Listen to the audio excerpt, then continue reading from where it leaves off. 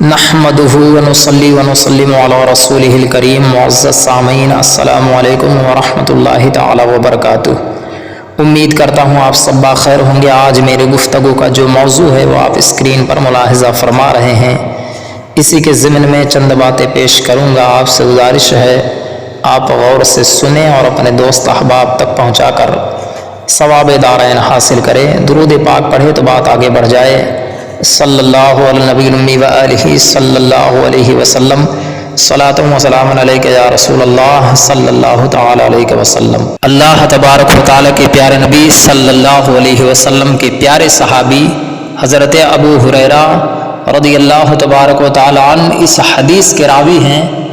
وہ روایت کرتے ہیں کہ نبی کریم رؤوف الرحیم صلی اللہ علیہ وسلم نے ارشاد فرمایا، جب گھر میں قرآن کریم پڑھا جاتا ہے تو اس میں فرشتے حاضر ہوتے ہیں، شیطان اس سے دور چلے جاتے ہیں، اس گھر والوں کو کشادگی عطا کی جاتی ہے، یعنی ان کے رزق میں اللہ برکتیں عطا فرماتا ہے، ان کی اچھائیاں زیادہ ہو جاتی ہیں اور برائیاں کم ہو جاتی ہے۔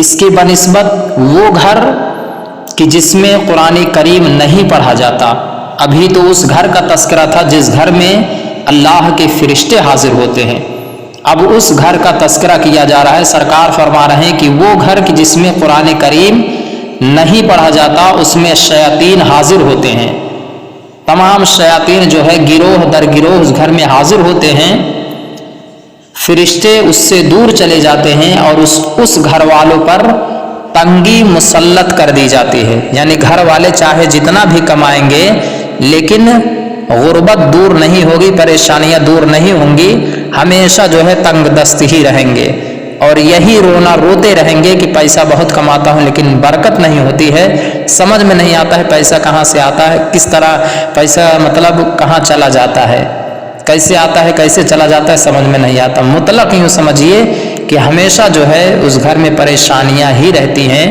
اللہ تبارک و تعالیٰ ایسے گھر میں تنگی مسلط کر دیتا ہے جس گھر میں قرآن کریم کی تلاوت نہیں کی جاتی۔ سرکار فرما رہے ہیں کہ اس گھر میں تنگی مسلط کر دی جاتی ہے اور ان کی اچھائیاں کم ہو جاتی ہیں، یعنی نیکیاں ختم ہو جاتی ہیں اور برائیاں زیادہ ہو جاتی ہیں۔ تو پیارے، آپ نے سمجھا کہ وہ گھر جس میں قرآن کریم کی تلاوت کی جاتی ہے اس گھر میں اللہ کے فرشتوں کا نزول ہوتا ہے، وہ آتے ہیں اور رب کی بارگاہ میں دعائیں کرتے ہیں، مولا اس گھر میں برکتیں نازل فرما، اس گھر سے پریشانیوں کو دور کر دے۔ اور جس گھر میں قرآن کریم کی تلاوت نہیں کی جاتی وہ ویران گھر کی طرح ہے، شیاطینوں کا وہ مسکن ہے، شیطان اس گھر میں رہتے ہیں، حاضر ہوتے ہیں، اور جس گھر میں شیطان ہوں گے تو بتائیے برکت کہاں سے ہوگی۔ اس لیے پیارے، قرآن کریم کی تلاوت ضرور کیجئے۔ قرآن کریم مومن کے لیے شفا ہے، وما ہوا شفاء ورحمۃ للمؤمنین، قرآن مومنوں کے لیے شفا اور رحمت کا ذریعہ ہے۔ اللہ تبارک و تعالی ہم سب کو قرآن کریم کی تلاوت کرنے کی توفیق و رفیق عطا فرمائے۔ واللہ تعالی اعلم۔